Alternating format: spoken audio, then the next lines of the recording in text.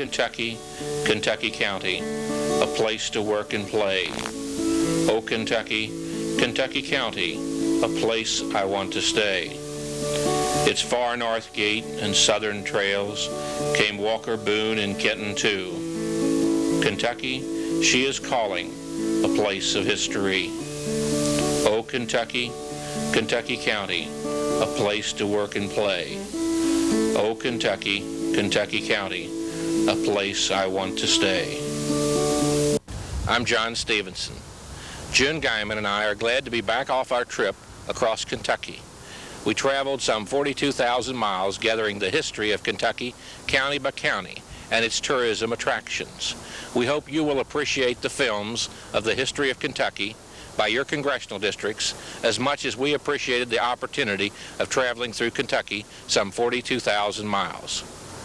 Thank you. Now enjoy the history of Kentucky. At this time, let me introduce to you, to give you an overview of Kentucky history, Dr. Thomas Clark. Dr. Clark, we want to thank you for being with us. Yeah, I'm happy to be with you. What can you tell us? We have been to every county in Kentucky. We've collected the information about the history of each county.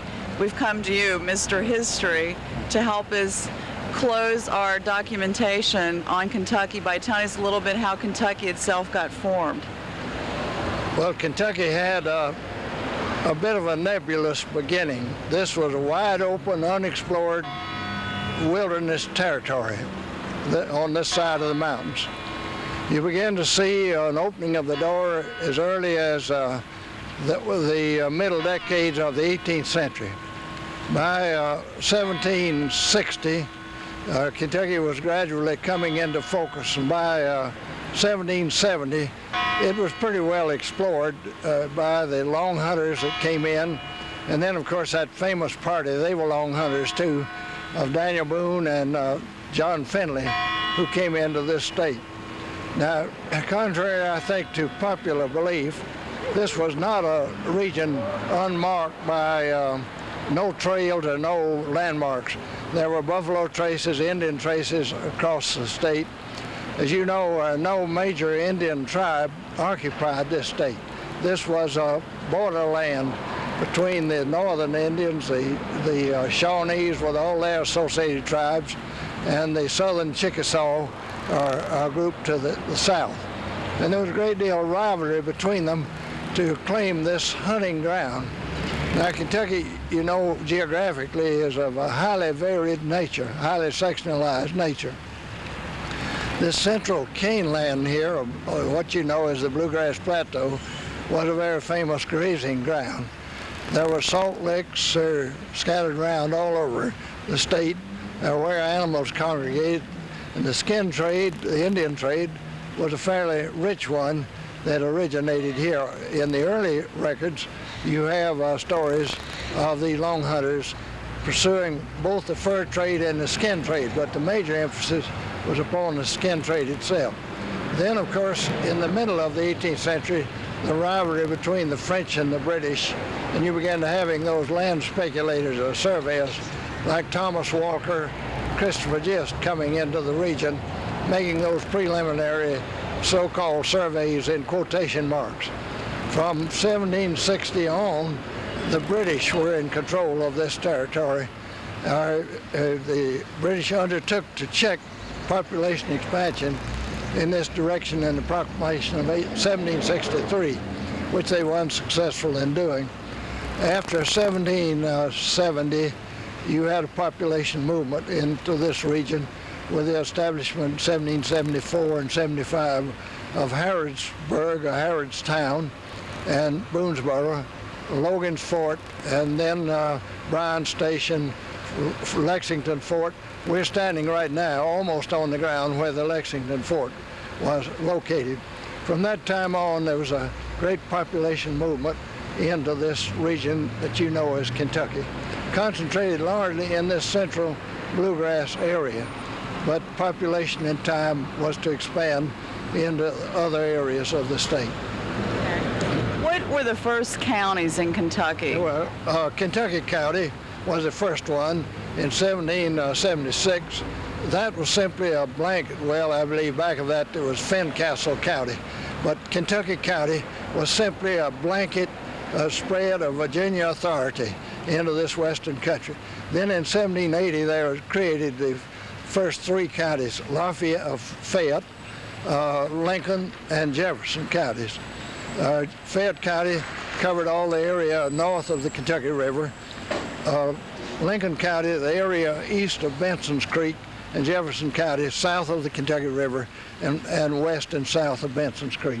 Benson Creek's mouth is just opposite, about where that office plaza is in Frankfort at the present time.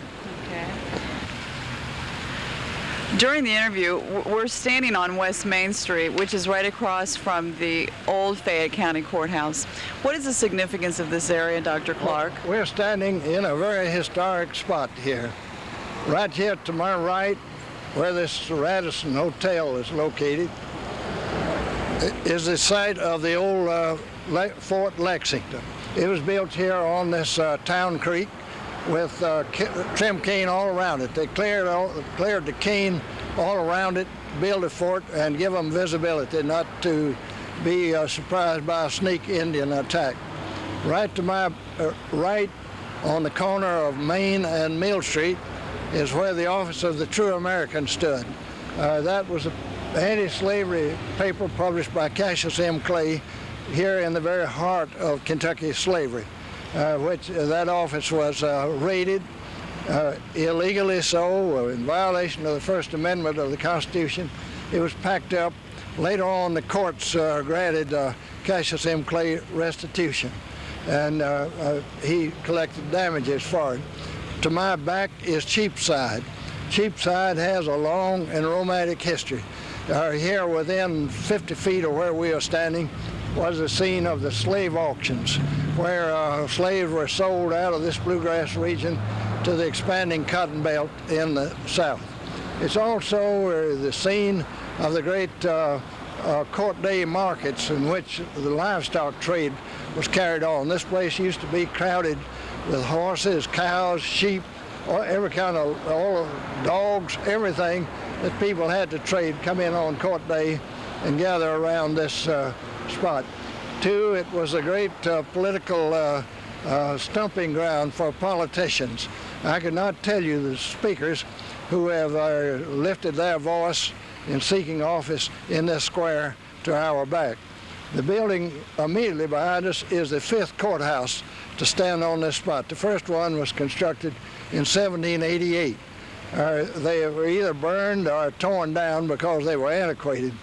The 4th courthouse contained the wonderful piece of Kentucky artistry, Woman Triumphant, by the famous artist, just a moment, I think Joel Tanner Hart. The courthouse burned down and destroyed that wonderful piece of statuary.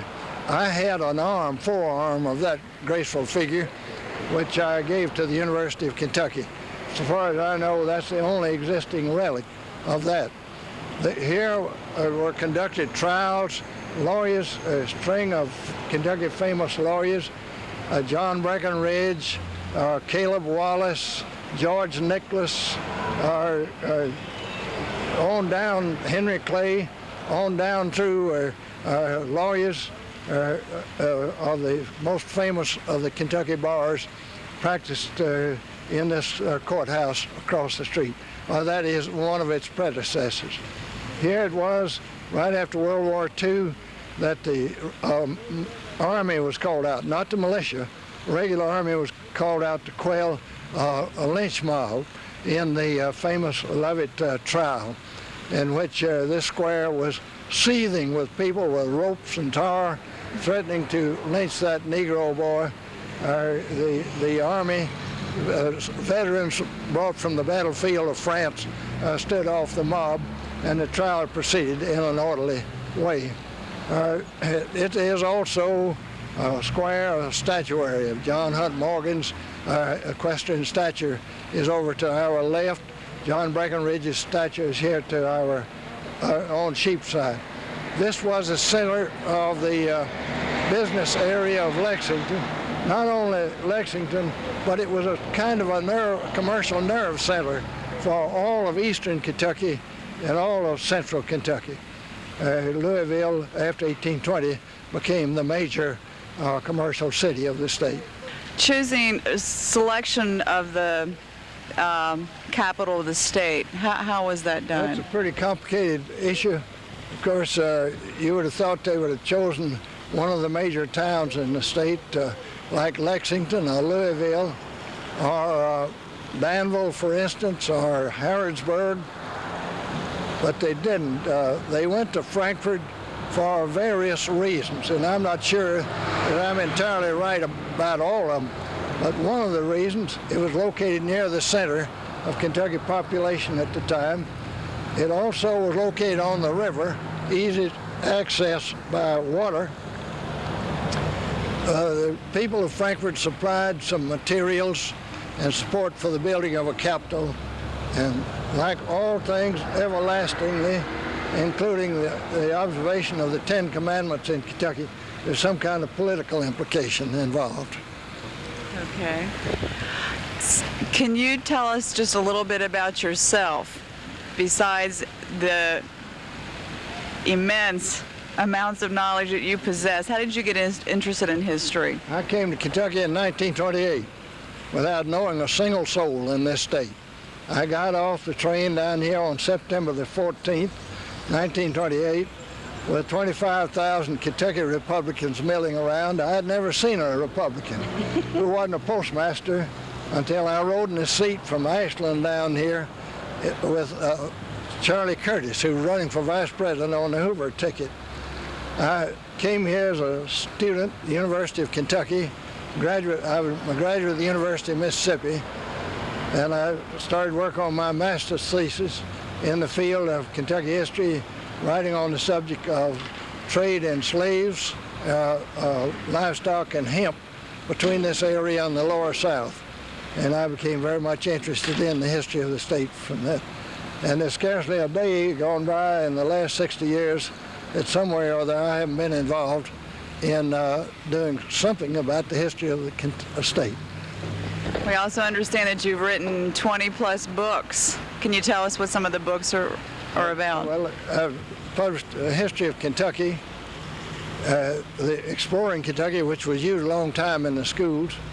I published the Kentucky in the Rivers of America series, the Rampaging Frontier, Frontier America, the Emerging South, Pills, Petticoats, and Plows, Southern Country Editor, and I've just published The Greening of the South, which has to do with reforestation and conservation of the southern land. We were talking earlier about the changes that have been made. And when we've interviewed other people, we've asked them what changes they've seen take place. Can you tell us a little bit about the changes you've observed since you've been in Kentucky? In the state or in the county? In the state. Oh, yes. Phenomenal changes. Despite all of the discussion of the educational system and the low standing in many categories of educational effort, I've seen phenomenal changes in educational endeavor. I think I've seen, although I'm no longer in the classroom, I think a much better prepared student is coming to college and universities now than in the old days. I've seen the family farm virtually on the way to disappearance. Who would have thought in 1928 that the great tobacco industry in the state would be threatened as it has been? You would be very remiss not to observe that Kentucky has made phenomenal progress in breaking the barrier of isolation, in building its highway system, and going into every part of the state.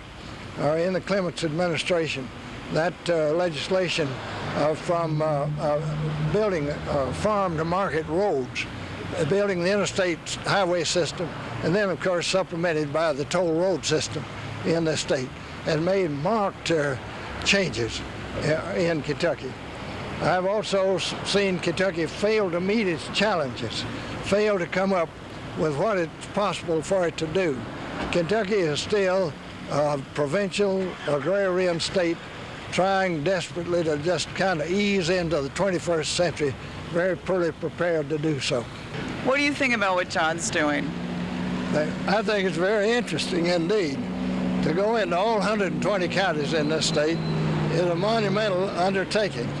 And he's gathered up a contemporary vignette look at the state that 50 years from now, people will turn back to these tapes and see that old historian in Lexington and all these people around the courthouses in 119 other counties and say, good God, is that where we were at that time? No, I think it's creating a very nice, interesting, and useful historical document. I just wanted to come over here for a second to heap a little praise. It's not necessary, but I'm going to do it for this gentleman, Dr. Thomas Clark, because not only did he teach there at the University of Kentucky when I went there to UK, and I had Dr. Charles Talbert for Kentucky history, but I used your book when I taught American history in high school and Kentucky history in high school. And it was a great deal of honor that I did so. You know, I look back over my history myself, and I had people like Mrs. Hinsdale for a history teacher in the 8th grade, and you remember those people that make a mark on your life. And Dr. Clark, you've made a mark on many people's lives here in Kentucky and across the United States and world, and we're very proud of you. Thank you, sir. Thank you. You spoke of a very fine historian in Charlie Talbot. Charlie was very precise and exacting. His book on Benjamin Logan is an excellent book. He also had a very fine volume on the history of the later years of the University of Kentucky. He was an excellent teacher, as the people in northern Kentucky will tell you. Absolutely. It's indeed a pleasure to be here with you. Thank you, sir. It's nice being here with you, and good luck, John. Thank you so much. And good luck, Thank you. lady manager. I'm John Stephenson.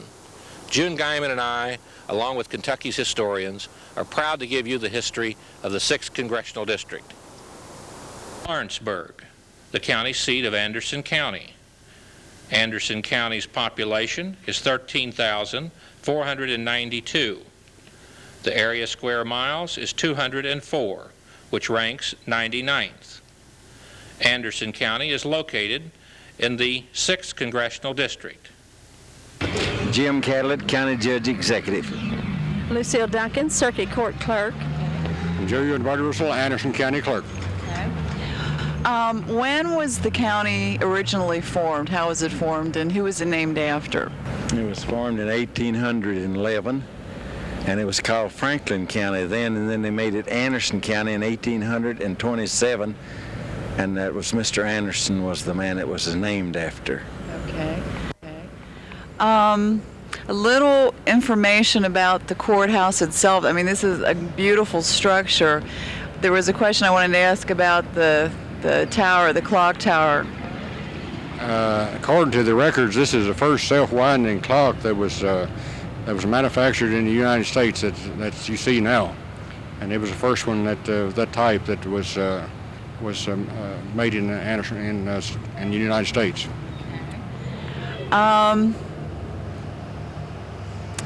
As far as tourism goes, something we're trying to do is promote tourism for each county, in addition to collecting some historical information. If someone was going to drive through your county, what would you suggest they stop in and see? Well, I would say that our industries here are bourbon whiskey. You know, we do make bourbon, and we have 2 distilleries active at this time, which we've had several over the years, but the ones that are active now, I'd say, are Wild Turkey over on Kentucky River as you come out of Woodford into Anderson, and over out on 513 they still have Seagrams. I believe they make, I really don't know, but I don't know the brand names, but they do run and they make a whiskey, and I think it's Maker's Mark. The first courthouse was built in 1816 and was used until 1903. In May of 1827, the commissioners were directed to draw plans for a courthouse and by fall 1829, a small 2-story brick structure costing approximately $3,000 was ready. The first court held in the building was held in October 1829, though the building was not fully completed until July of 1830. The building was partially paid for by population subscription, some 50 or 60 citizens giving from $5 to $50 each. Some men donated labor, and one gave 36 gallons of whiskey, supposedly for personal use by the laborers. There were two-room, one-story frame built on Main Street which were used as offices for the county attorney, sheriff, and lawyers. And then the first courthouse was destroyed by fire about midnight, October 26, 1859. Then in I believe it was 1905, it was remodeled. We had another fire on April 13, 1915. And the damage was estimated as high as 50,000. The front columns erected in 1860 were deemed unsafe and were torn down. Until a new building could be erected, the court made it the Masonic building on Main Street. So going back to the clock installed in the new building in 1960 is said to be the first self-winding tower clock built in America. Great. So that's the same one that we have now, the one that was built in 1960. That's great. And it was made up out of Franklin, Mercer, and Washington counties. It was made up out of those three counties when it was formed. And speaking of the distilleries that first were established here, we had beautiful homes. Each one that built a distillery tried to outdo the other one building a home. So many of our South Main homes were Rippey and Dowling homes, and a lot of those are still standing and beautiful to see in the fall when the trees are yellow and reds, and all the beautiful homes on South Main Street. What bodies of water are around here? Is there any boating or fishing? We have we border Kentucky River is on the east side, and then we have Salt River that runs all the way through the county, and it is now presently dammed up at Taylorsville, and we have a Taylorsville Lake is out of our river, and we have about 300 acres of that in Anderson County, in the western end of the county. Yeah. And also we have Beaver Lake. I don't know how much area that covers, but also have Beaver Lake, 156 acres of what they call Beaver Lake. So we have two fine lakes in our county. Paris, county seat of Bourbon County. Bourbon County population, 19,273. Area square miles, 292. Rank, 67. Bourbon County is located in the 6th Congressional District. Across the street is Bourbon County Courthouse. The county seat is Paris, Kentucky. And with me, we have Miss Susan Hinkle, who has been kind enough to come visit with us and answer a few questions about the history of the county of Bourbon. Ms. Hinkle, what can you tell us about the formation of the county? Well, I tell you, it is, you see, originally there were 3 counties in Kentucky, and then Bourbon came off of Fayette, and it included the rest of eastern Kentucky, really, up to the Ohio, and down to Tennessee, the line there, Cumberland. So it was a tremendous thing, and then gradually all the little counties came off of Bourbon. So it was really, it was either the 4th or the 5th county, I'm not sure. It seems like it was, I suppose, the 4th, maybe. How did it get its name? Oh, well, at that time, the people here were very sympathetic with the French, and they liked the name Bourbon, which was the ruling house of France at that time, and it was from that. Paris, you see, is the name of the town, which originally was called Hopewell when it was part of Virginia. But then the French influence, a lot of the crops and things that the farmers raised would go down the Mississippi to New Orleans. So there was quite a Frenchy tie. All of the people liked the French, not more than the English, but that was the reason. Then Lafayette had been here. That was quite a thing. You know, he was up at Duncan Tavern here, along with all the famous people who came to Paris would go to Duncan Tavern. So that was kind of how the name. And then, of course, bourbon whiskey, you see, was we say originated here. Scott County claims it, but they're not right. Okay. So, and then the name, of course, Bourbon, it sounds much better than Scott. That would be like Scotch. Okay, what can you tell us about this courthouse? How many courthouses has Bourbon County had? Well, this is the fourth, really. Now, it's the third on that site. The other two burned. And this one, I think, was built about 1907, I'm not sure. But it's really quite a handsome thing. And we're very proud of it. It has some nice murals of the industry that was here, tobacco, horses, and in the past, bluegrass, but there's none here at all now. And that's all moved out west. So it's really quite a handsome building, though, and we're very proud of it. Would you say that your major industries now are horsing and tobacco? It's still agricultural primarily. Now we've got two little factories here. I never know exactly what they make, but we do have some. And of course there's another one coming in, kind of a satellite from Toyota. It will do parts for cars, I think, but that is just in the first stages. It's just being, the site has been picked, and that's about it. Okay. But it's still primarily agricultural. Okay. If someone was going to drive through your county, what would they need to see? Well, of course, Claiborne that's what most people come to see, because they have so many famous horses out there. Secretariat, everybody wants to see him, and Nijinsky too. I don't know, there's just a whole list of very famous horses. If you know anything about racehorses at all, half of them probably would be at Claiborne, and it is a tremendous, I guess it's the biggest employer maybe in the county. And they're very nice. They have a schedule that you have to follow. There are times when you can be taken through, and there are times when you can't. But that's the way most of the racehorse farms are now. They have to have times when you can't go in, Mm-hmm. We've seen some very scenic roads with many, many horse farms, gorgeous farms.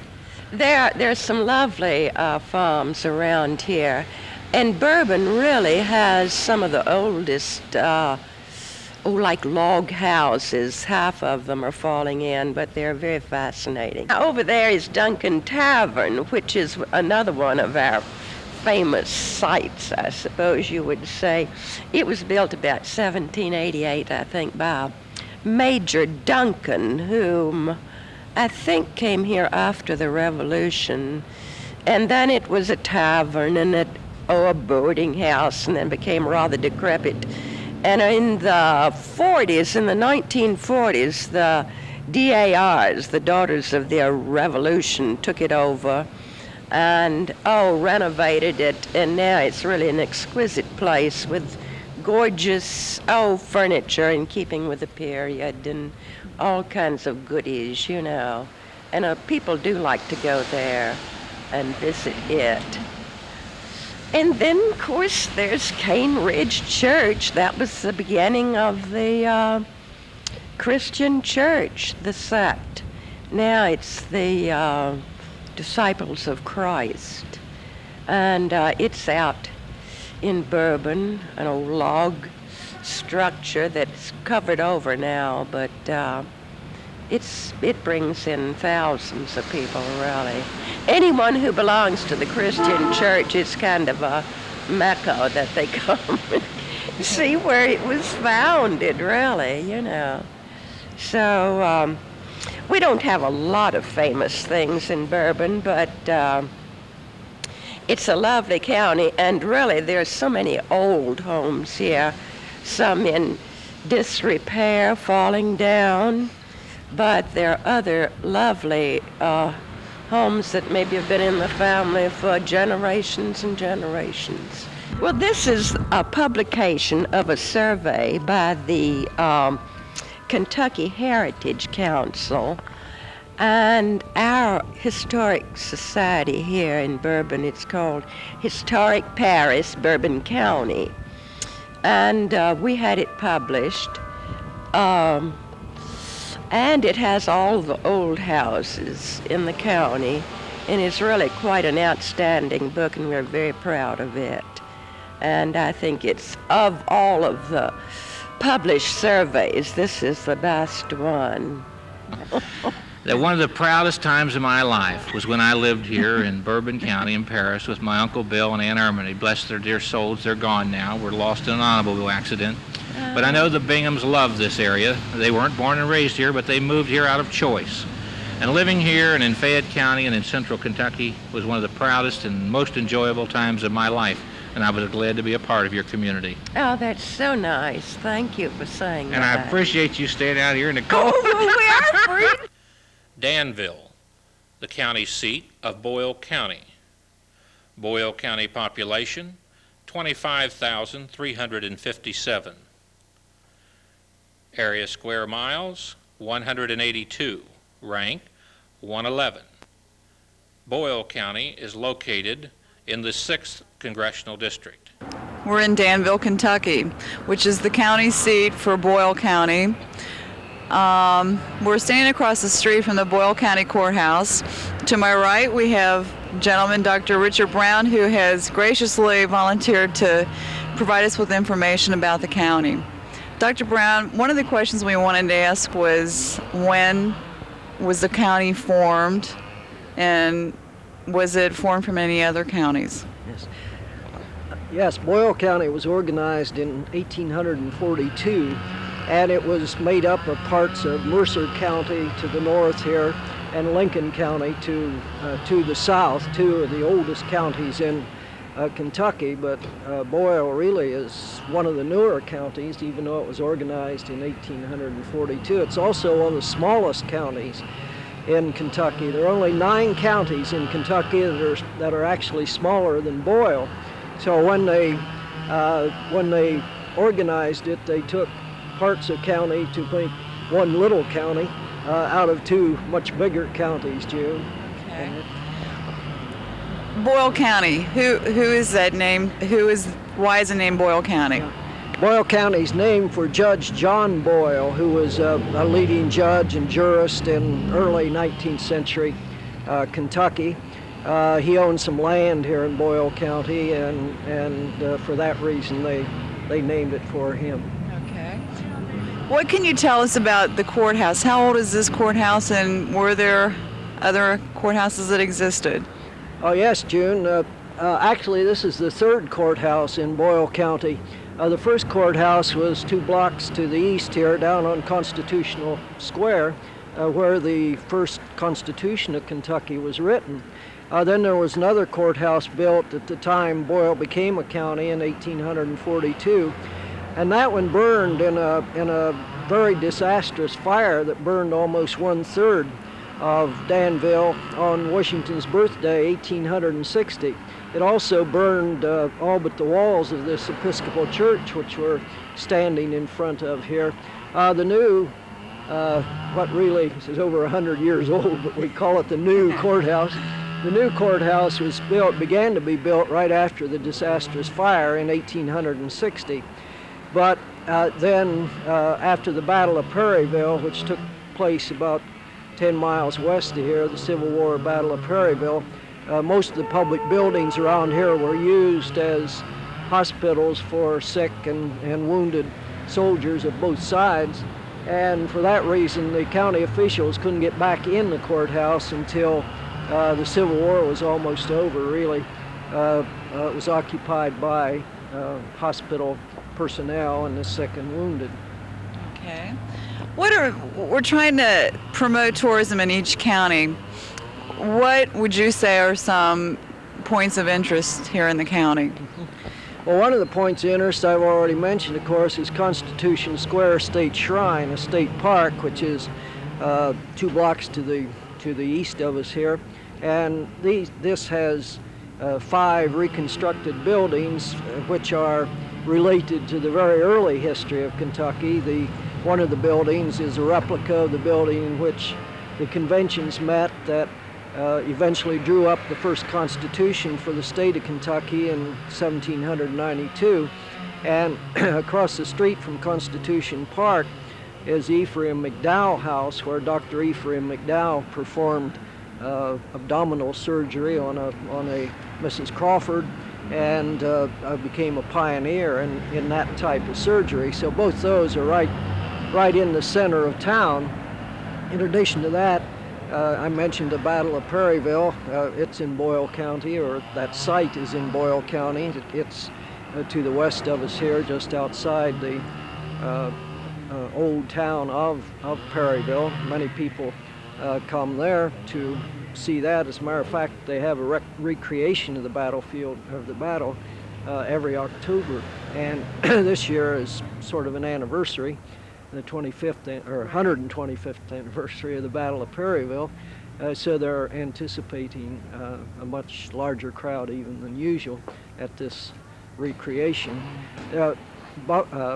Danville has many fine old houses which are very attractive to people. People just like to drive up and down Maple Avenue, and some of the areas of town are historic districts on the National Heritage Foundation sites. So Danville has a great many. It's a pleasant town.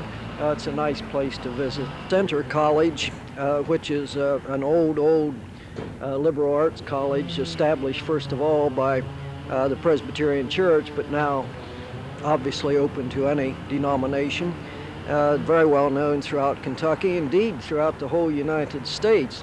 This is also the home of the Kentucky School for the Deaf, which was the first state-supported institution for people with handicaps, hearing handicaps in this case.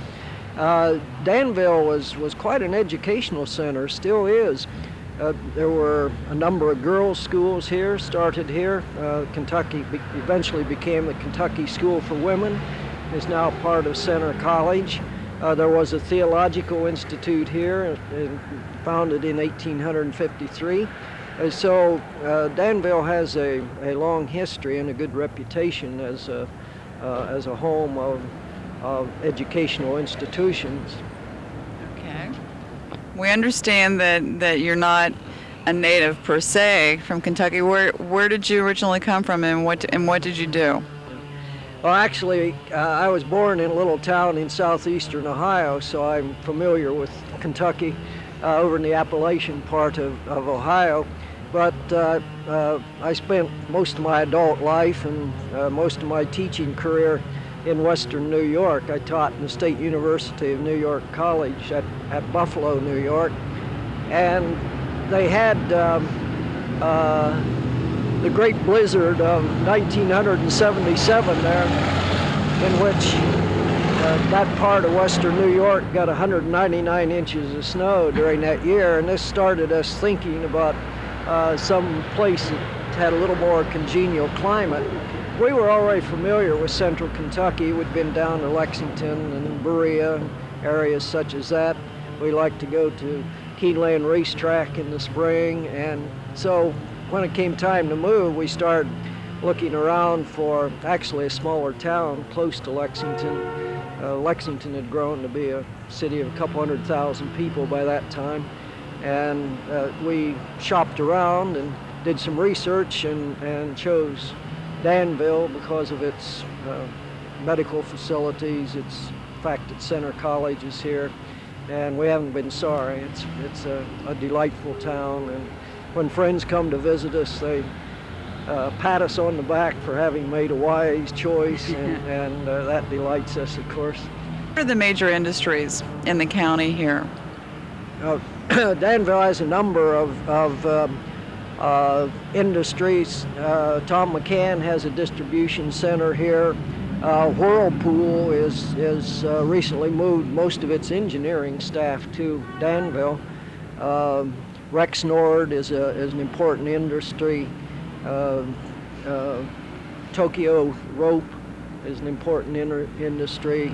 Donnelly, the big printing firm, recently established a plant here. So those are only 5 or so of the more than 15 or 20 industries that have branch plants or distribution centers. American Greetings Card has a distribution center here. So Danville is well represented by both industries. It's a significant agricultural area. Burley tobacco is grown here. A lot of beef cattle grown here. Farmers here who are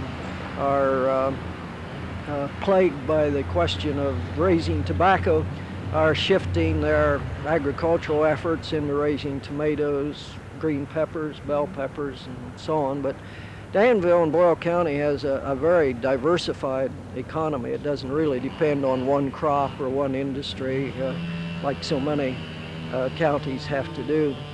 Okay, thank you. Dr. Brown, as a historian, what is your opinion of what Mr. Stephenson's doing with this documentation, taping for high school kids? As a historian, of course, I'm always interested in any means of putting particularly local history before the eyes and into the ears of young people, or all people of all ages for that matter. And so often people in Kentucky know only the local history of their own particular area. I know I was that way when I came here. I still don't know where all these counties are, and I think the idea of visiting 120 different counties and taking pictures of their courthouse and getting some of the local history on tape and is an excellent idea, and I think you and Mr. Stephenson should be congratulated for. Brooksville, the county seat of Bracken County. Bracken County population, 7,583. Area square miles, 203. Rank 100th. Bracken County is located in the 6th Congressional District. Behind us we have the Bracken County Courthouse. County seat is Brooksville, Kentucky. To my right we have Mr. Tony Johnson, who is a resident here in town, also a history teacher. Correct. Correct? Okay, Tony, what can you tell us about the formation of Bracken County? Bracken County was formed in 1787 and was developed out of parts of Campbell County and Mason County. And it was named after William Bracken, who arrived in the area in 1773. And he was a well-known Indian fighter and hunter of the area. And it's also named after a very popular fern that grows along the creek banks in this area. Okay. The county seat, or the courthouse itself, this obviously isn't the original courthouse, but what can you tell us about this one and perhaps other ones? The first courthouse was in Augusta, Kentucky, and it developed out of a land grant to Augusta by Captain Philip Buckner, and it existed in Augusta until 1839. 1839 was a period of time where it moved a couple times and ended up in a place called Woodward's Crossroad, which is now present-day Brooksville. And this is the second courthouse in Brooksville. The first courthouse, the original one, was condemned in 1913, and the new one was dedicated in 1915. Could you share with us what you shared with me earlier about some things that took place here in the 1800s? Well, Bracken County has a very little known history about wine production. In 1870, Bracken County was a leading county in the nation in wine production, and we produced over 30,000 gallons of wine annually, which accounted for over half of the production of wine in the entire United States. And also in 1867, white burley was brought into Bracken County, raised and marketed for the first time near Augusta, Kentucky. And this is the forerunner of the modern-day burley tobacco, which is very important to our state. Do you know why wine production stopped? Well, it's only speculation, but I believe a little bit better wine-producing areas developed, plus the fact that the German influence started to dwindle during that period of time. Okay. What is the major industries in Bracken County? Definitely farming, and you have F.A. Niter Company and Clopay in Augusta, but farming overall is the major industry. Okay. Do you know what the population is of the county? Roughly 7,000. 7,000. Okay. Something we're trying to do is promote tourism, and some counties have a lot to offer, some counties don't, and they want something in their area. What's the situation with Bracken? Well, presently, Augusta, Kentucky has did a lot as far as restoring the row houses and many of the original homes in Augusta. And they do offer tours and a Heritage Day celebration, which people can come and tour the various houses in the area. Tony, where do you teach? I teach at Taylor. It's elementary school, junior high here in the county. Okay. Tony, what do you think about Mr. Stephenson's project of taping all the courthouses for school education purposes? I think it's a great idea. I know as a history teacher, there's been many times I would like to know a lot of the more important details about the counties and have a chance for the children of Kentucky to see the various county seats and courthouses. And I'm sure that there's not a history teacher in the state that will not find this beneficial. Yes, I'm Tom Stephenson, a county extension agent for 4-H. Been here about 20 years. Okay, what does an extension agent do? As a 4-H extension agent, I work with the youth programs. We have about 400 active 4-Hers in clubs that meet regularly monthly, and 4-H has the philosophy of learning by doing and hands-on kinds of learning experience. And Bracken County is a rural county, predominantly agriculture, and so our 4-H youth program deals with subject matter relating to agriculture. We have an outstanding livestock program here. We're conditioning and grooming and fitting 54 steers and about 30 lambs and a dozen hogs or so for the Germantown Fair that comes up the first week in August. Okay. This is my question. What does 4-H stand for? What are the 4-H's? Is that something symbolic? Yes, 4-H started back in about 1914. Probably started here in Bracken County in the in the 20s, the 1920s. 4-H stands for head, hands, heart, and health. The 4-H's, and the colors are green and white, and the motto is learning by doing. Okay, great. Thank you. Now, would you mind introducing yourself and tell us what your role here is in Bracken County? My name is Dwayne Paget, Judge Executive of Bracken County. My main job is administrator of the county, make out the budget. We have 2 court meetings each month, and I try to do the best I can for the county. It's a rural county, like Tom says, and we don't have any industries much in the county. I have a couple in Augusta, and I try to put in my time the best I can to help Bracken County move forward. Winchester, the county seat of Clark County. Clark County population, 29,046. Area square miles, 255. Rank, 82nd. Clark County is located in the 6th Congressional District. Well, my name is Jack K. Hodgkin, and I have been president of the Clark County Historical Society. Okay. What can you tell us about the county? When was the county formed? Well, Clark County was one of the first counties formed the year Kentucky became a state. Became a state in 1792 in June, and latter part of the year in December, that's when Clark County became the 13th county. Okay. How did it get the name Clark? Well, General George Rogers Clark was a Revolutionary War hero, and also later in the Battle of 1812, he was very prominent in that, and of course we named it before the Battle of 1812, but it was named after George Rogers Clark. Okay. What's the population in Winchester? Well, we're getting close to around 20,000 right now.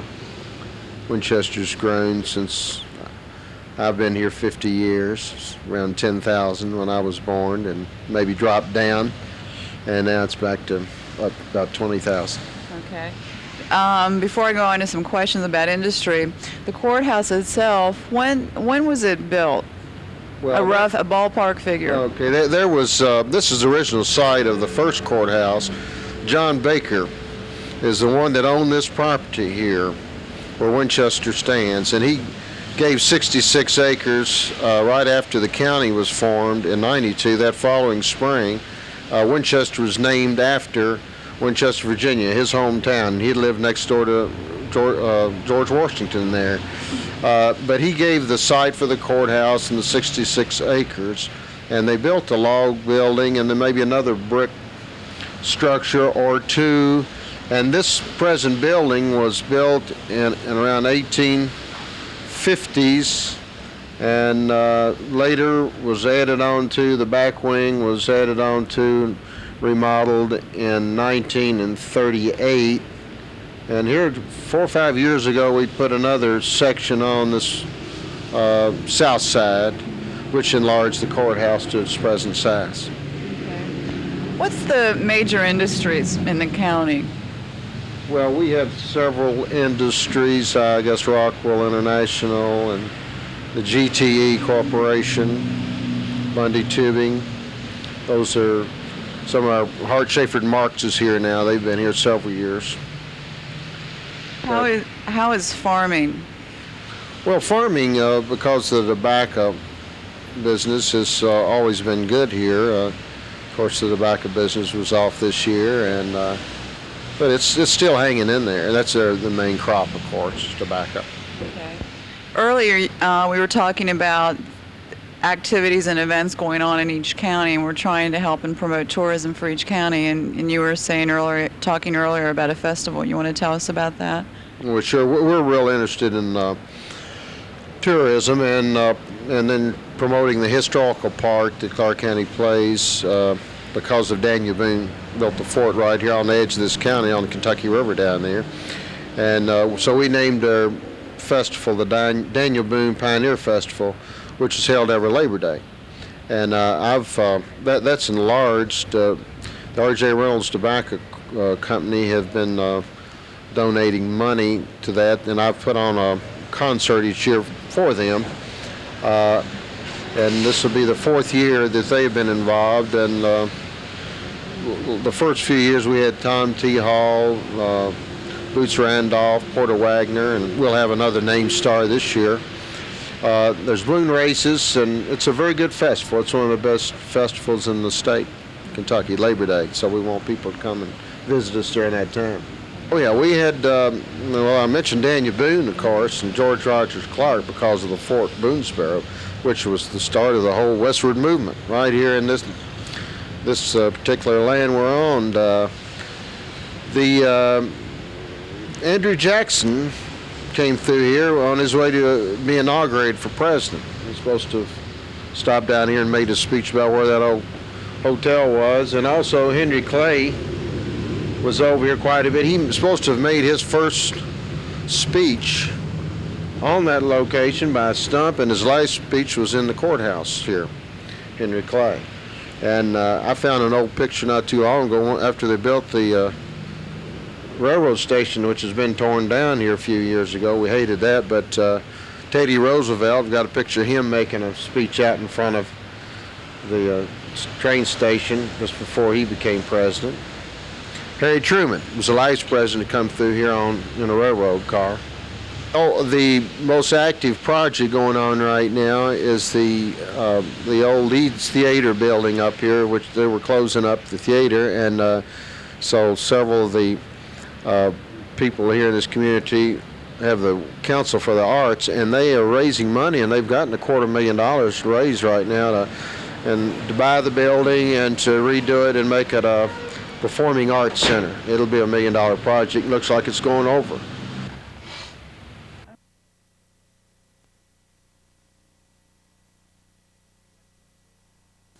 Lexington, the county seat of Fayette County. Fayette County population, 212,068. Area square miles, 285.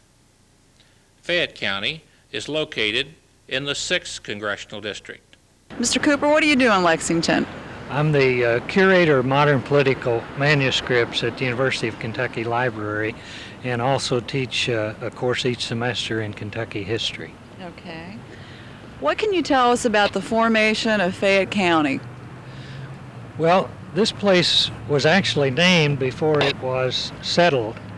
In the spring of 1775, a group of explorers and hunters from Pennsylvania camped nearby here. While they were here, they received word of the Battle of Lexington in Massachusetts in the American Revolution. So they decided that this place should be named Lexington. It wasn't until 4 years later that there is actually what you would call a permanent settlement here. In April of 1779, Robert Patterson, who was an ensign in the militia at Fort Harrod, was ordered by the Virginia government to bring 25 people and establish an outpost or a garrison somewhere north of the Kentucky River. They selected this site. As a matter of fact, erected the first blockhouse and later a fort just down the street here from us at the corner of what is now Mill and Main. And that was the permanent origins of Lexington.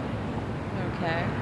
What can you tell us about the courthouse itself? It was patterned somewhat after the earlier forts that had been built in Kentucky already, some of which have been reconstructed, the one at Fort Harrod, the one at Boonesboro, and so forth. In the very beginning, because of Indian problems and so forth, most of the inhabitants lived within the stockade, although that would quickly change and dwellings would begin to be built around the perimeter. Okay. What other historical pieces could you share with us about historical figures of the past? If I could deter you a moment, I should have mentioned really in talking about the formation of Lexington that the town is actually formed before the county.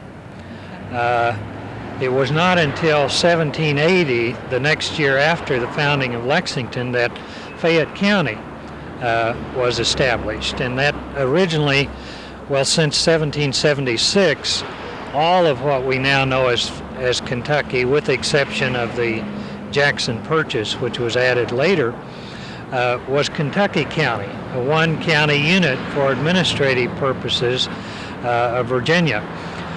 In 1780, the Virginia Assembly divided Kentucky into 3 counties, Fayette, Lincoln, and Jefferson. Fayette, at that time, encompassed about 1/3 of what is now the entire state, everything north and east of the Kentucky River. And the county was named Fayette after the Marquis de Lafayette, who was the most influential and dedicated French supporter of the Americans in the Revolution. Of course, you have the ones which are well known, like Henry Clay, who spent 50 years in political service in the House of Representatives and the United States Senate as Secretary of State, was a candidate for president 3 times. You have people like John Breckinridge, whose statue stands across the way. He was vice president under President Buchanan, then a candidate for president in 1860 on the Southern Democratic ticket. But some of the more interesting people are really some of the lesser known, I think. People like John McKinney, who was a school teacher on this site where the courthouse is now, as early as 1783. There's a little marker over there, I think, indicating there was a schoolhouse there. McKinney is probably better known as Wildcat McKinney, because sometime in the 1780s, when he was getting ready to open school for the day, a wildcat came in the door of his schoolroom and attacked him. And he proceeded to wrestle with the wildcat and strangled it.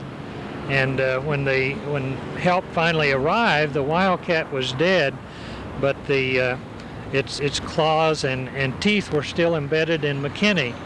And the story is, and I'm sure it may be apocryphal, but the story is that McKinney was so shaken by the incident that he decided to dismiss school for that day. There are people like Constantine Rafinesque, who's well known among scientists, but not among the general public, who was a professor of natural sciences at Transylvania University. A very eccentric individual, but one who contributed immensely to the botanical and the zoological information at that time.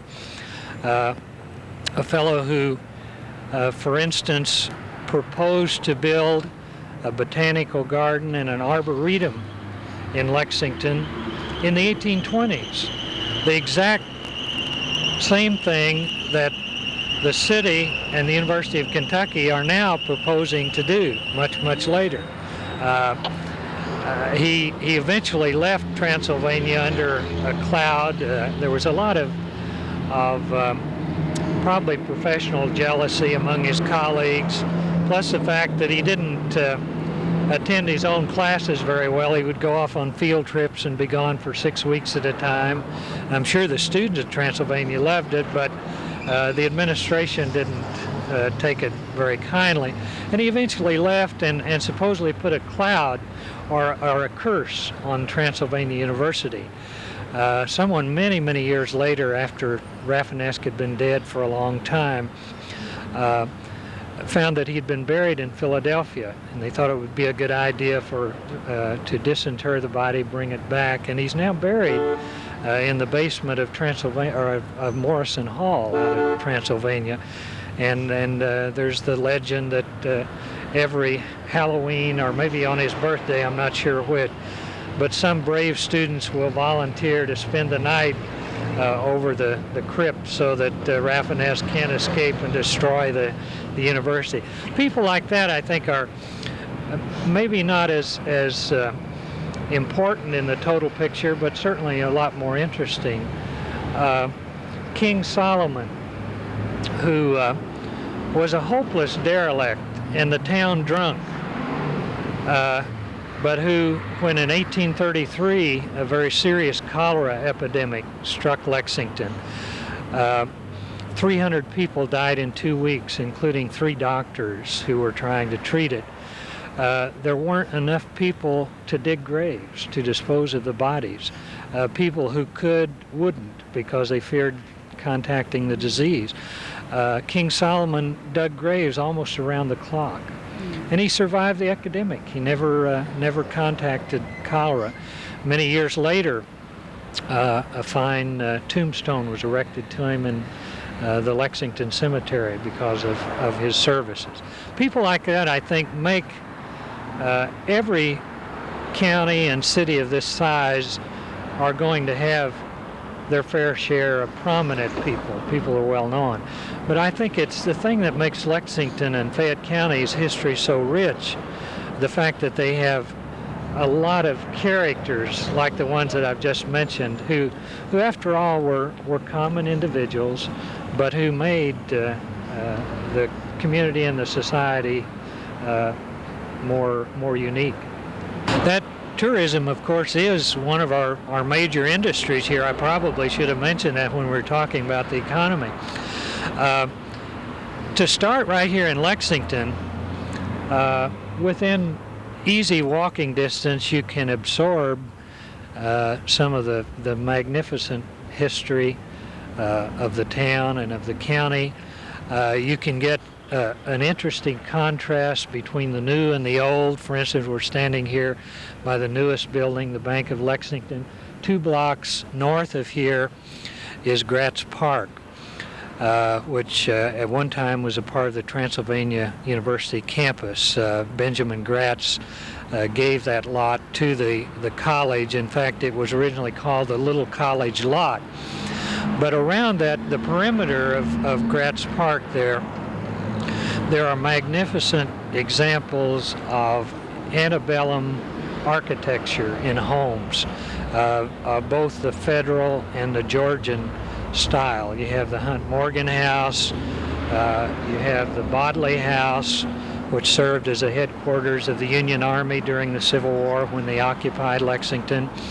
You have the Gratz home. Benjamin Gratz was one of the early residents of Lexington. In fact, I believe the first millionaire in Kentucky. He came from Philadelphia, was a merchant.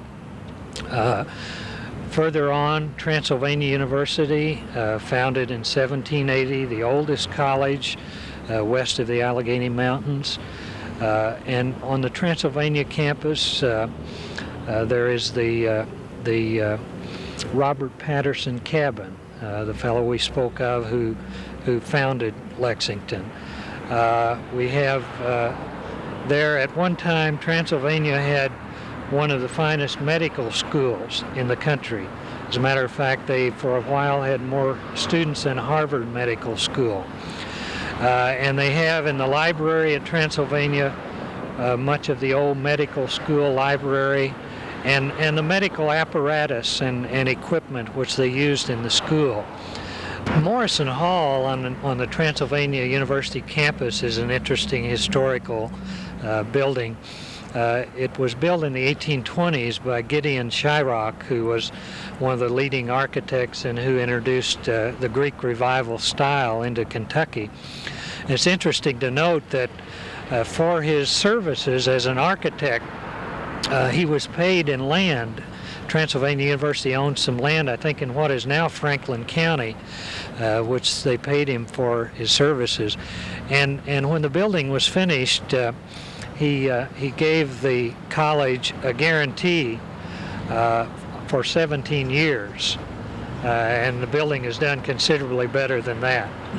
But the whole area north of the downtown, around Gratz Park, on North Broadway, and in the other direction south of downtown on South Mill and Upper Street, is shrouded in history. Fortunately, there has been a strong historic commission, the Bluegrass Trust, which have been involved in saving historic structures. They haven't saved them all. They haven't saved a lot of them that they would have liked to. But I think it's been a decent compromise between the old and the new, and we have preserved some of our history here, which I think is fortunate. Okay. Is there anything that you would like to say yourself about Fayette County? Well, of course, there are outside of Lexington. There are a number of things that are of interest. Not far south of here is Walnut Hill Presbyterian Church, which is the oldest Presbyterian church still standing in the state. It was built in 1801. While we're talking about churches, one thing which interests me, in Lexington, you have two black churches that were established in 1790. Now, I'm talking about all black churches established in 1790, which made them the fifth and sixth oldest black churches in the entire United States. And those are churches that are still in existence. Pleasant Green, which is now in West Maxwell, and the First African Baptist, which is down this way, I believe, on the corner of Short and DeWeese. At one time, about 1850, the First African Baptist was the largest church in Kentucky, black or white. It was pastored by a man named Landon Farrell, who was a free black. And they had 1,800 members in 1850, largest church in the state. Of course, for people who are interested in horses, and that's a large part of the tourism, we have the horse park north between here and Georgetown, which depicts the entire history of the horse. We have many horse farms. You can go in any direction and see horse farms, some of which are open to the public. We have Keeneland Racetrack, which is really, I think, unique among racetracks in America. For the trotting fans, there's Red Mile here within the city. This area has always been very steeped in in racing. In fact, the original racetrack in Lexington was down Broadway, which at that time was just a hardened piece of earth which had been trampled down by the buffaloes going back and forth, the old buffalo trace between here and the Salt Licks up at Maysville, near Maysville. And very shortly after settlement, they were having horse races on that course. The Ashland, of course, Henry Clay's home, which doesn't look today as it originally did. It was rebuilt in the 1850s after Clay died, but that's a major tourist attraction. And I'm sure there are many others which I slip my mind now, but those are some of them I think they're worth seeing. For those who are of a more modern bent, athletics, very rich in tradition, of course. Rupp Arena right down the way here, Memorial Coliseum out on the university campus where some of the great Adolph Rupp teams played. And for those who like the new things, we have those too, with the new festival market here and Triangle Park and the Victorian Square shops, which are new but which are in an old preserved block of buildings, which makes it somewhat unique and interesting. This is the fifth courthouse of Fayette County, the fourth one on this exact same site. Now the first courthouse was constructed in 1782. It was a two-story log structure which sat at the corner of Broadway and Main. There's some discrepancy. Some sources say it was at the northwest corner, some say at the northeast corner. But at any rate, it was in that general area. By 1888, however, the county had grown to the point where they needed a bigger courthouse, and they moved to the present site, and a two-story stone building was erected. I've forgotten the exact dates, but that did not last for a great many years until it was replaced by a three-story brick structure. I believe about 1806 is when that courthouse was built. That was the third one. That remained until the 1880s. And then it was replaced by a larger stone structure, which did not look a great deal unlike the one we have today. That courthouse, the fourth one, lasted only 12 or 13 years. It was destroyed by fire. One of the custodians was climbing up to the belfry to wind the clock and dropped a match or a candle or something, and the courthouse, much of it was made of wood, and it burned. A new courthouse then was constructed from 1898 to 1900. And in 1900, this courthouse, the fifth one, was opened. It was designed by architects from Cleveland, Ohio, Lehman and Schmidt. It was built by a couple of local builders, a man named Albert Howard and another named George Clark.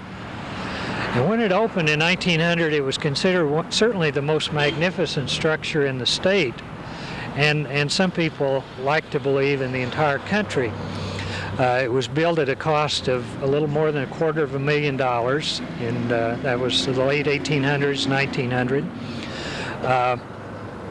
It had the interior was absolutely magnificent, we're told.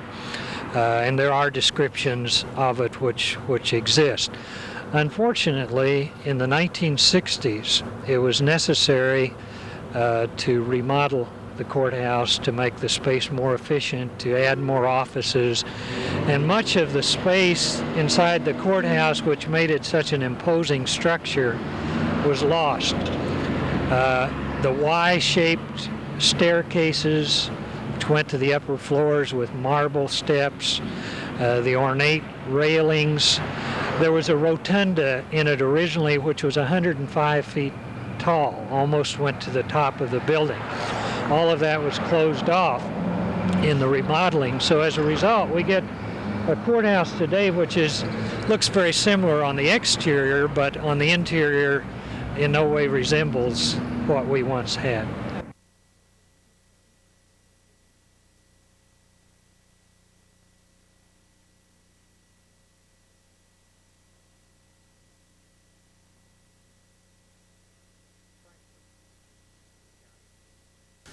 Frankfort, the county seat of Franklin County. Franklin County population, 43,888. Area square miles, 212. Rank 95th. Franklin County is located in the 6th Congressional District and is the capital of our state government. We're standing across the street from the Franklin County Courthouse. Frankfort is the county seat. To my right, we have a gentleman whose name is John Gray. Mr. Gray, what can you tell us about the formation of Franklin County? Well, Franklin County was formed in 1794 and was named for Benjamin Franklin. The city of Frankfort had been formed in 1786, so the county was actually formed afterwards. And behind us is the first courthouse of Franklin County. It was built by, or designed by, an architect named Gideon Skyark, who is a renowned Greek revivalist architect. He also did the old Capitol. What can you tell us about the courthouse itself? Well, the courthouse was built, like I said, in 1830, and the style is Greek Revival architecture, and it was one of the first examples of Greek Revival architecture west of the Alleghenies, and it's one of the oldest courthouses in Kentucky. And several counties had their courthouses burned during the Civil War, but Frankfort's was not. Even though Frankfort was occupied by the Confederates, it was the only state capital outside of the Deep South to be occupied by Confederate forces. Okay. You know, just driving through town here, you see a lot of historical markers and yards, so obviously there's a lot of history here. What else can you tell us that you could share with us? Well, I guess most people know that Daniel Boone is buried here in Frankfort Cemetery. Frankfort, because it is a state capital, is associated with state government, and all of the governors from the various parts of the states have resided here in Frankfort, and many of their houses are still here. Frankfort is rich in architecture, not only residential architecture, but commercial architecture too. The downtown here is on the historic register of National Register of Historic Places, and has many very interesting buildings that date back to before the 1800s. Gosh. Let me ask you this question for those who may not know. Why was Frankfort chosen to be the capital city in Kentucky? Well, Frankfort was chosen to be the capital city actually as sort of a compromise. Louisville and Lexington were the two of the cities that were vying for the state capital, and I think the legislature sort of decided on Frankfort partly as a compromise, and partly because Frankfort decided, the merchants of Frankfort and the business people of Frankfort made the legislature an offer as far as land and materials to build the Capitol building that sort of won the day, but more than anything else it was probably just a compromise choice.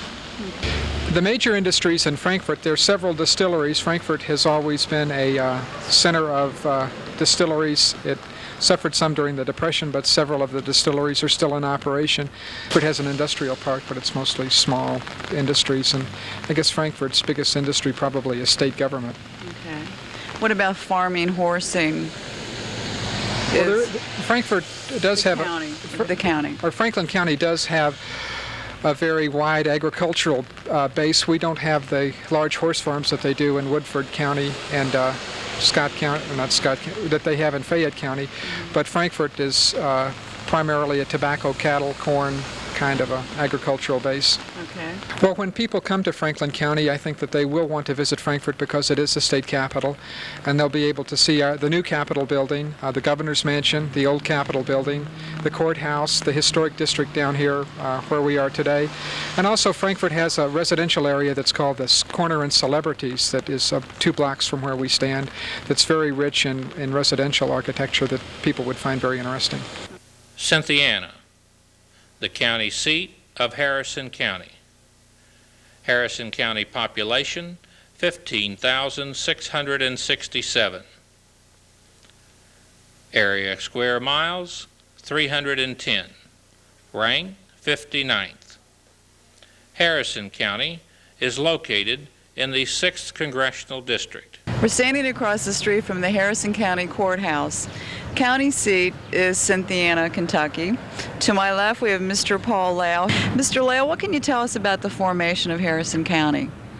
Well, it was a part of Virginia, originally called Fayette County, and then this part became Bourbon County, and eventually became Harrison County.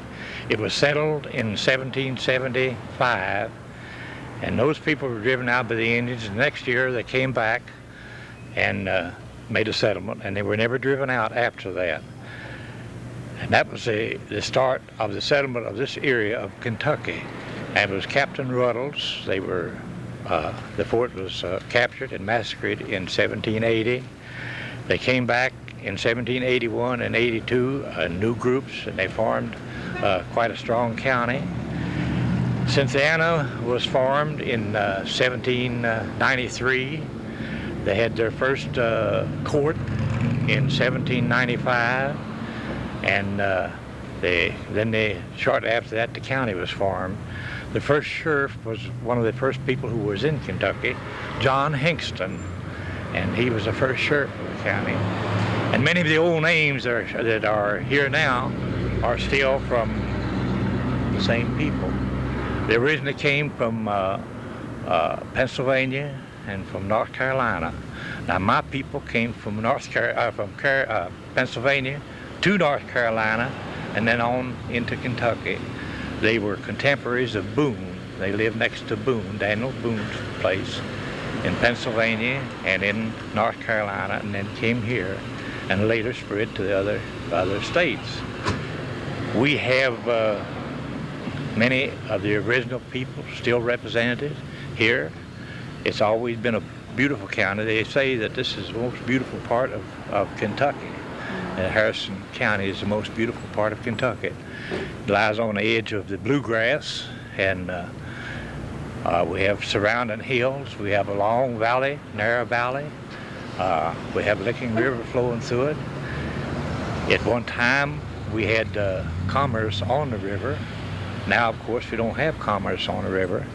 We still have old buildings that were built here in the 1700s. My people's first house is owned by Joe B. Hall, a former basketball coach of Kentucky, and it's been lived in continuously since 1782 or 3. It's a log house. It's 36 feet long, and it's in excellent state of repair, and people are still living in it. Joe has it beautifully set up. He has a horse farm there now, and we have many brick places that were built. We have always tried to keep the history correct about them, and we're still correcting. We're working on a new history of this county. In town we have a great number of old buildings that are, they're historical, on historical lists, and people just almost worship them. In the background you may be able to see at one corner of the courthouse, there's a log cabin. And this has been a courthouse, it's been a library, it's been most everything you can think of. At the present time, it is a radio station. WCYN operates out of this log cabin, and it's in an excellent state of repair, and it's been used every day of it. Over 200 years that it has lived here.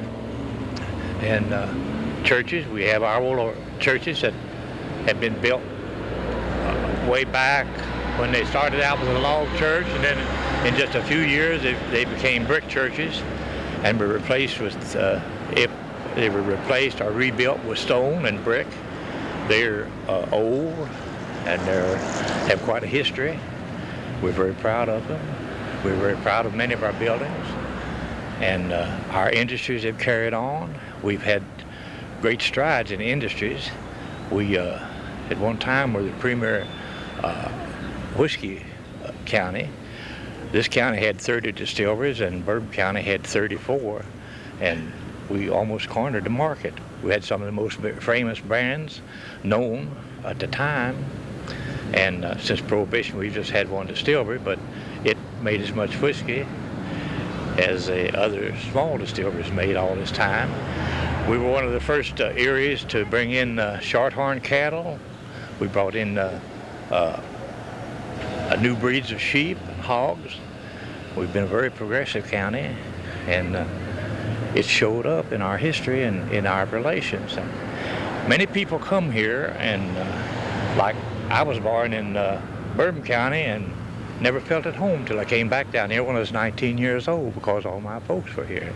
But many people come here and they say that this is the most friendly spot they have ever been. And when people from our businesses, we have a great many businesses from out of state, from all over the country here, and when people from our businesses come here and then they're going to be transferred someplace else, they all leave regretfully. They all love it, everyone. That says a lot, doesn't it? I have a question.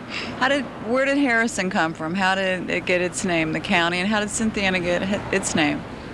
Well, one of the early people who came here was Colonel Benjamin Harrison, and he came in here early, and then along in the late 70s, 1770s, and he came in, and when they formed the city, and then later the county, he was very active in this. And Colonel Harrison had this part of the Harrison County, which was bigger at that time than it is now. But the county was named after Colonel Benjamin Harrison, named in his honor. Right near to where the first fort was, there's a vault. Captain Matthias Lair built a vault out of a rock cliff, and this cliff was cut out, and this vault made back in it, and all of his people are buried there from back at that time. And when he got the vault completed and got his people in there and buried there, he went to where the site of the massacre was and gathered up all the bones where they'd been buried in a mass grave. And he gathered up the bones of approximately 40 or 50 people, and they are buried in there in some large caskets. Now these people are mostly buried in iron caskets. Vandals kept bothering the vault, so they did concrete across the front of it. But they have great big slabs, marble slabs, telling who all's in there. Mm-hmm. Of course, they don't know the 40 or 50 who were buried there. I have some great Uncle Peter that was buried there, but you don't really know for sure. But that's something of local interest, and a lot of people come in from other states. And within the last year, I've had people in from Texas, from California, from Nebraska, Missouri, Florida, Indiana, Ohio, and several people coming back to search for their roots here. And since I'm retired, I have plenty of time to go with them, and I really enjoy it, and I do a lot of work for people that are searching for their roots. My name's Jack Keith, and I'm Commonwealth Attorney for the 18th Judicial Circuit, which includes 4 counties, Harrison, Pendleton, Robertson, Nicholas counties. My office is here in Cynthiana, but I have prosecutorial responsibilities in all 4 counties for felony offenses. And I have the same judicial district as our circuit judge has, which is those 4 counties. And it's my responsibility to prosecute felonies in those 4 counties. After those cases either come out of the district court or we initiate prosecution through direct submission to the grand juries. What can you two tell us about Max Winford? Judge Mack, Mr. Lael certainly remembers him and known him significantly longer than I had, but Judge Mack, as we knew him, practiced law here in a private, as a private attorney. Then during the Roosevelt administration went in as United States District Attorney for the Eastern District of Kentucky.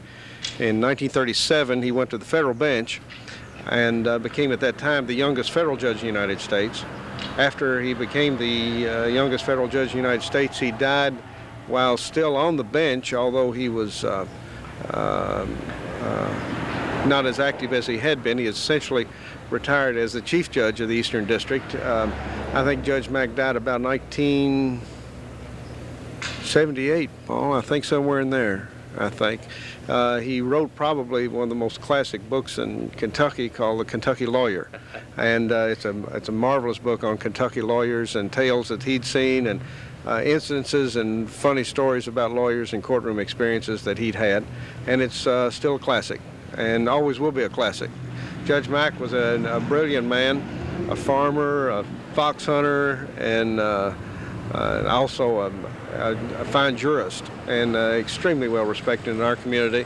Aside from that, he had his son John Swinford is a well-known practicing attorney here and an outstanding member of the Kentucky Bar, served in the General Assembly for several years and was majority floor leader in the Kentucky House of Representatives for a number of years, and as I said, still practices in the firm of Swinford and Sims that's still in existence here.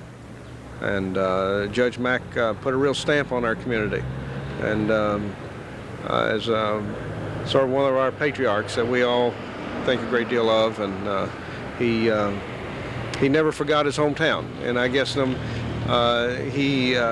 in Kipling's terms, he sat with kings, but he never lost the common touch, and he had a significant dignity as an individual, but he never forgot his folks at home, and that's one thing we'll always remember him for. Mr. Lael remembers him, I'm sure, more intimately than I would. He also, I think, was the finest Sunday school teacher I ever listened to, and was well qualified to take the pulpit. He could bring a fine sermon. And he always had a little human touch, as Jack says. I know one time he gave a nice talk from the pulpit, but he forgot to take up a collection. And everybody started out, and he said, "Wait a minute, I have forgotten one thing. The most important part of this day is to me to give everybody a chance to contribute." He said, "We're going to place a hat." Richmond, the county seat of Madison County. The Madison County population is 54,544. Area square miles, 443. Rank, 21st. Madison County is located in the 6th Congressional District. We're standing across the street from the Madison County Courthouse. The county seat is Richmond, Kentucky. To my left, we have a gentleman whose name is Hank Everman, who has so graciously volunteered to come out in this cold weather today to give us some information historically related to the county of Madison. What can you tell us about the formation of Madison County? Madison County was originally part of Virginia. It was the 5th county that was organized in Virginia in 1786. And then, of course, Kentucky did not become a state until 1792. The original courthouse was at a little village called Milford, which is about 4 miles south of here toward Berea, and it wasn't until 1798 that the justices on the court decided to move the courthouse to this location. And a very prominent farmer and political leader named John Miller owned the land on which you now see this courthouse behind us. There have been 3 courthouses on this square, but this one was constructed in 1849 at a cost of roughly $40,000. And of course it has held up very well. They have added 2 annexes on each side to it in recent years, but there's been a lot of history go through this courthouse behind us. That's great. How did it get the name Madison County?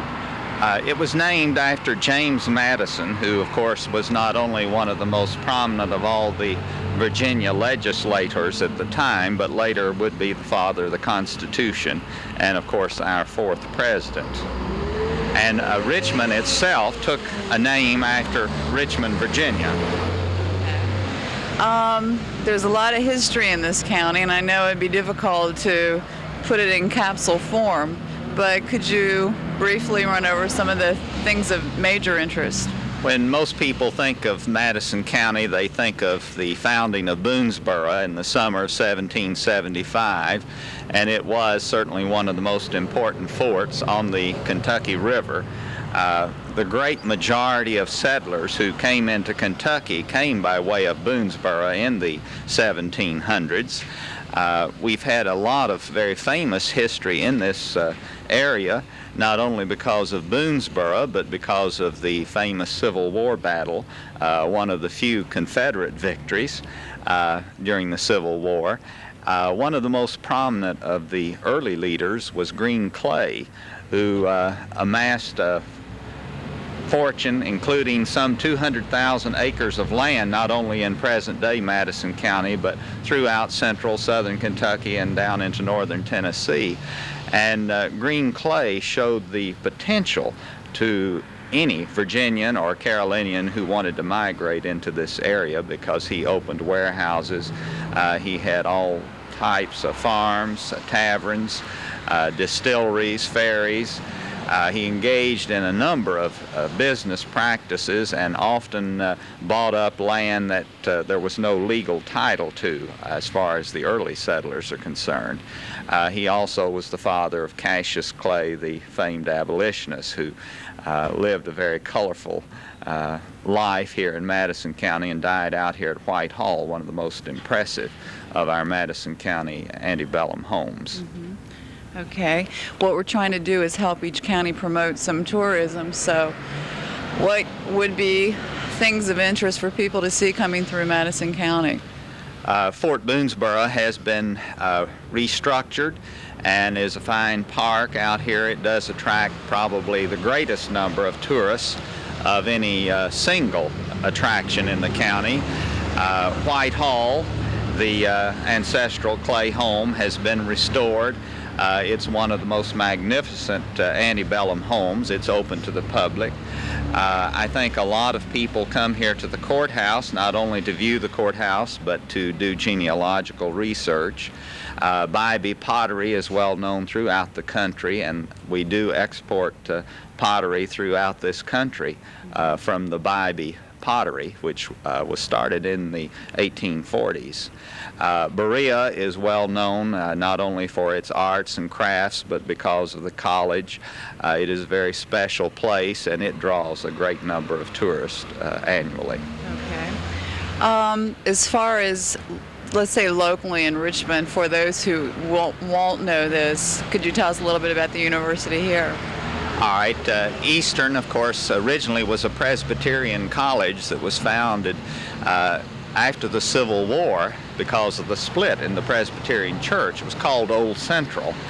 And it was not until 1906 that it became a state teachers college. And then in 1966 it was declared a university during the presidency of Bob Martin.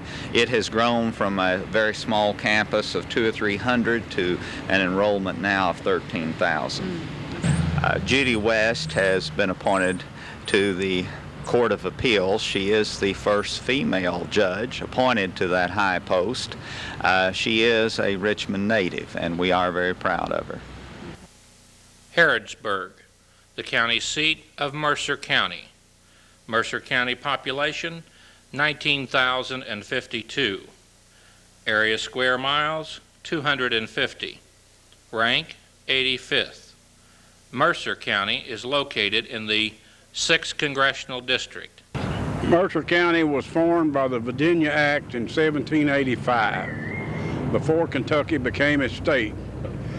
It included most of the present Anderson, Boyle, and part of Franklin, Casey, and Garrett counties.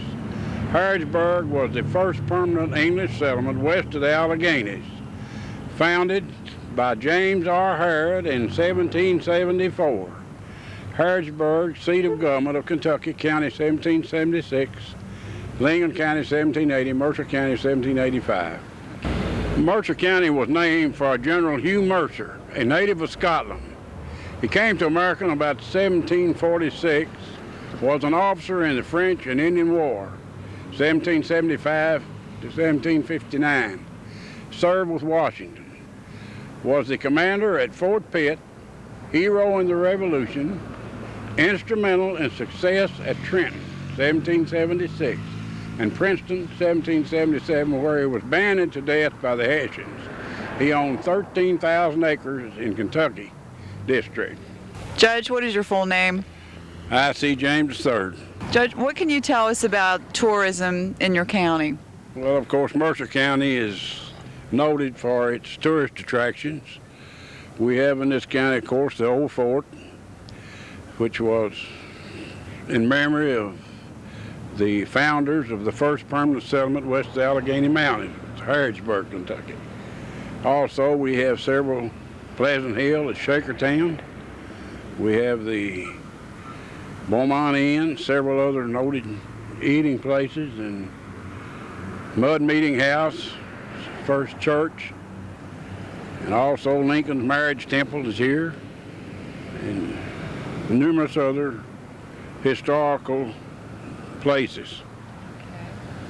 What would you say the major industries are in Mercer County? Well, of course, farming is one of the major industries. We have several factories here and would like to have more.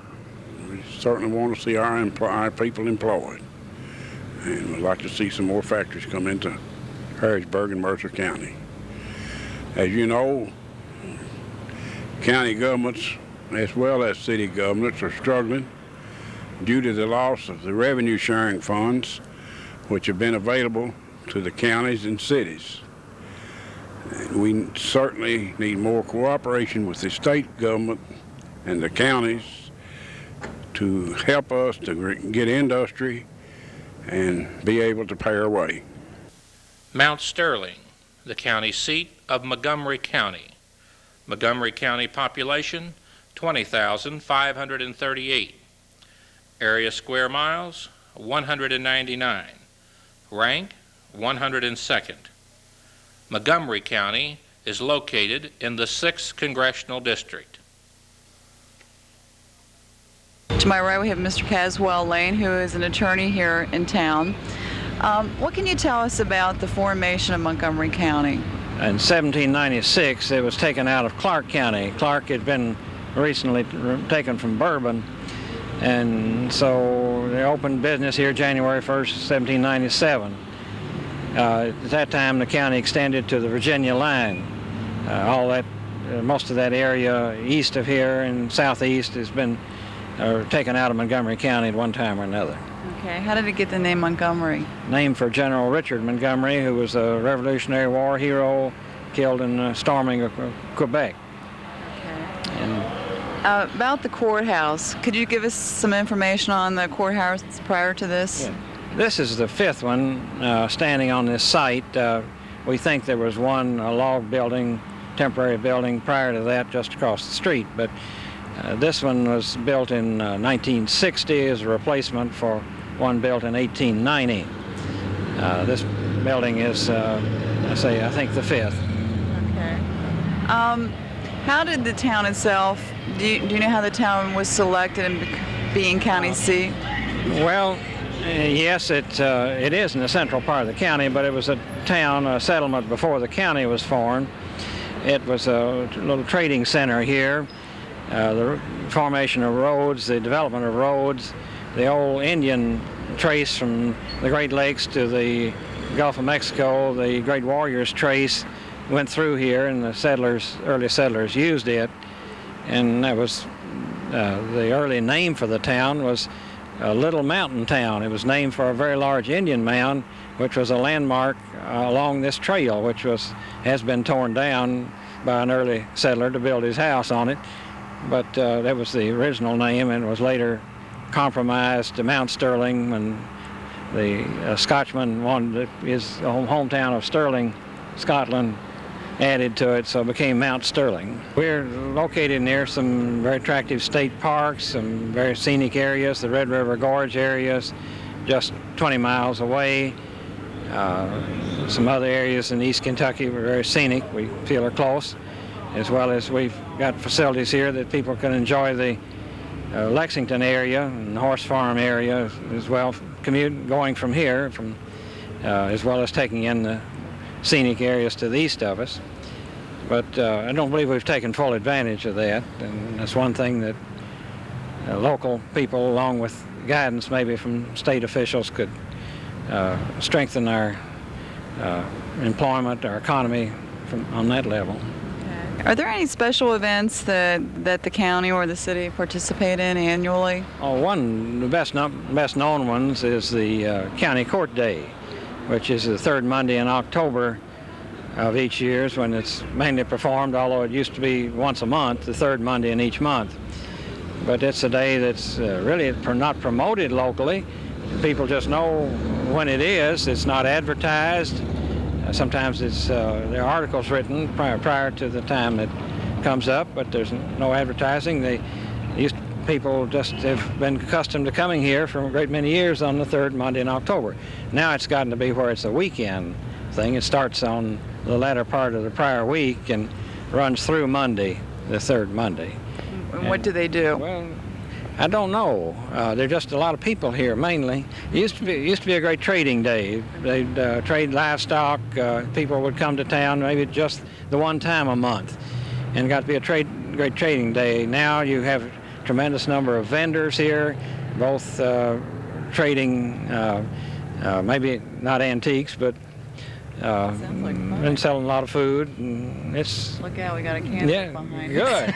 I just wanted to step in here for a second, Judge, and say I have been down personally to this Mount Sterling Court Day about 2 or 3 times, and I can recall doing a little knife swapping, a little seeing some old guns and pistols traded, and a little bit of cars, and if you don't watch out, they'll swap you out of your girlfriend if they get a half chance. It's a great trading day and a lot of fun, but I can't think of any particular functions that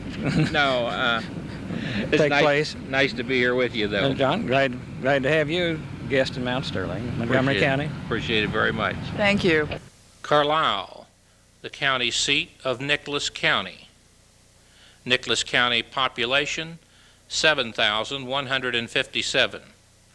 Area square miles, 197. Nicholas County is located in the 6th Congressional District. We're standing in front of the Nicholas County Courthouse. It's located in Carlisle, Kentucky. With me we have 2 gentlemen who are local historians, and I'm going to ask both of them to introduce themselves. I'm Kite Allison from Nicholas County. Okay. I'm Harry D. Galbraith, Nicholas County. Would you like to share with us some information on the history of Nicholas County? Some brief notes I have here on Nicholas County. Nicholas County received its name December 1799. George Nicholas, a prominent figure in the convention that framed Kentucky's first constitution in 1792. Nicholas is the 42nd county in order of formation. Nicholas County was inaugurated from the territory of Bourbon and Mason County territory.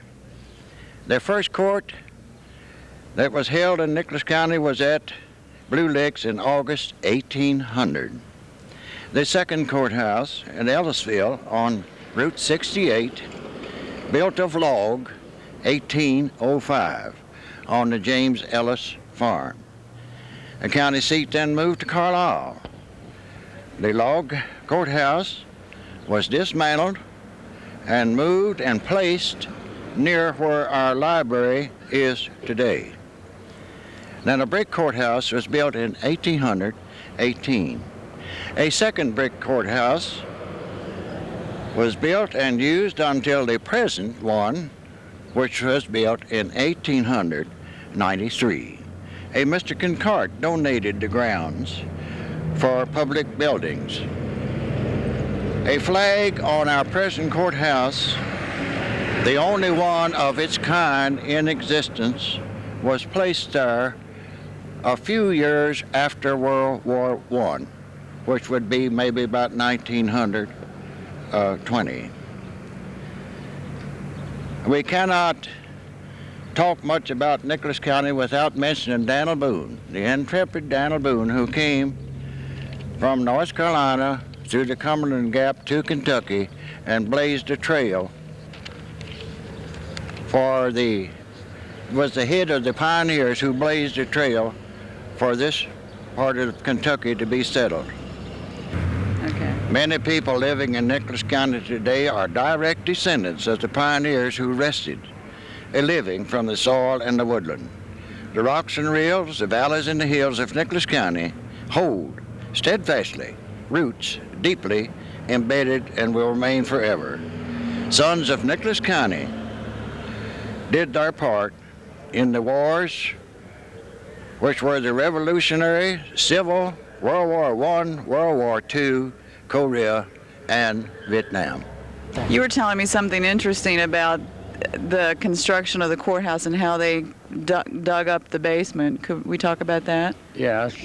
It was dug by the cattle. They took cattle and put them in scrapers and plows and plowed it out, and then brought the dirt down here and made this fill that stands behind us.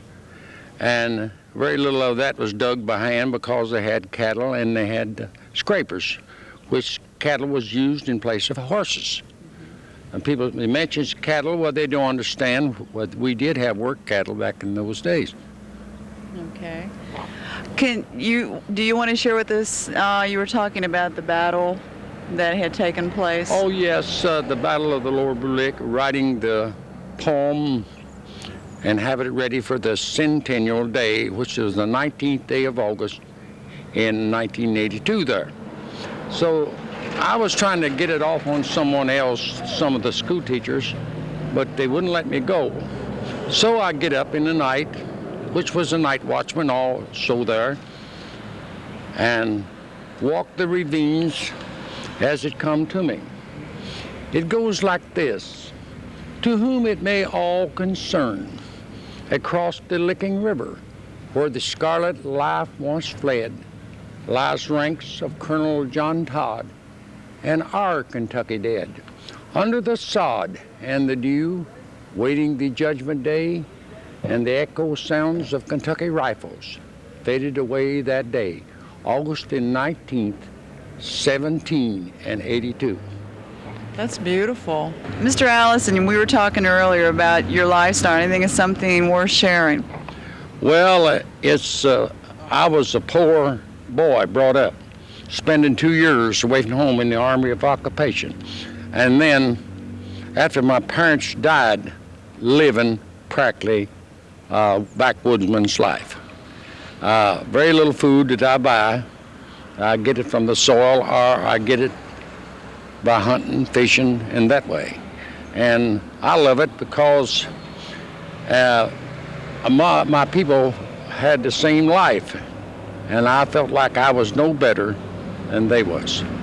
And my people in a little place, Myers, Kentucky, which was called Black Hawk, Kentucky, which our play will come on this time from that. And we have several old cemeteries around concerning people, the early settlers that settled in around Myers Station, which is 6 miles out of here. And they are buried. And we have 3 cemeteries in a close range of where I was brought up and raised, where such as the Locks, Myers Parish, and we even have the old church that Dr. Parrish built over 200 years ago. And we are very fond of it. We have a little trouble with the state wanting to come in and claim a lot of that. Put a claim up on it or put it under bondage, which going around it. But we are not going to let them do it if we can keep from it, because they're no better than me or you are. They are the burial grounds of our people. And I'm talking about our people, not somebody else's, which we wouldn't do them that way. In other words, that cemetery belongs to the people that's laid there, in other words. Okay. Let me ask you this question. What we want to try to do for each county is promote tourism. Could you tell us what would be some things of historical interest for people to come through that are coming through your county to see? I say our little museum down here, Historical Society, you'll see something there, and then still back to Ken Cart's grave. I think you will find more reality there than anywhere else in this part of the town. And I think the thing is very nice, all the records and things that they've got down to the Historical Society place here on the railroad. They're up to date, which is another man works with me, which is very good in history. The depot building as it stands today was built in started in 11 and finished in 12. In 1978, the Nicholas County Historical Society purchased the building from the L&N Railroad. I was very well pleased to have served as a president for 27 months during the restoration of the depot. And I would like to say here and now, anyone coming through Carlisle or make it a purpose to come through Carlisle, and I will be glad to take you a tour through our depot. Okay. That is on Route 68. It is called Carnico, and that word was formed for Carlisle and Nicholas County. Okay. See, it spells Carnico. It's a beautiful and wonderful place. There's a huge lake there that covers many, many acres, and it's a full golf course and is very active today. And on the new road to Paris, we have Jockey International, which manufactures undergarments and so forth. It's been here for several years and employs several people. And we are told that a small factory is coming right here in town in one of our empty buildings. We hope that it materializes. Okay. What is the other main industry in your county? Nicholas County has been noted all down through the years for its farming, which consisted of tobacco and corn and hay, and also cattle and sheep. Nicholas County really grew good tobacco. I know because I raised it here in this county. I was a farmer and a grocer. Okay, great. Now I wanted to ask you one question about the special event you hold every year in July. It's some kind of festival? Yeah, at the end of the Blackberry Festival, after the parade, we put on this play. We go to the school and get ready for the play, and then we have a man that brings us in a covered wagon, and then we put on the play after the parade is over. Mount Olivet, the county seat of Robertson County. Robertson County population, 2,255. Area square miles, 100. Rank, 119th. Robertson County is located in the 6th Congressional District. Established in 1867. It was named for George Robertson, who was born in 1790 and died in 1874. He was born in Kentucky. He was in Congress from 1817 to 1821. He sponsored the organization Territory of Arkansas. He was Kentucky legislature for 8 years, 6 years as Speaker. Mr. Robertson promoted the common school system. He was a member of the Kentucky Court of Appeals from 1829 to 1834. He was a professor of law in the Transylvania University from 1834 to 1857. County was formed from parts of Bracken, Harrison, Mason, and Nicholas County.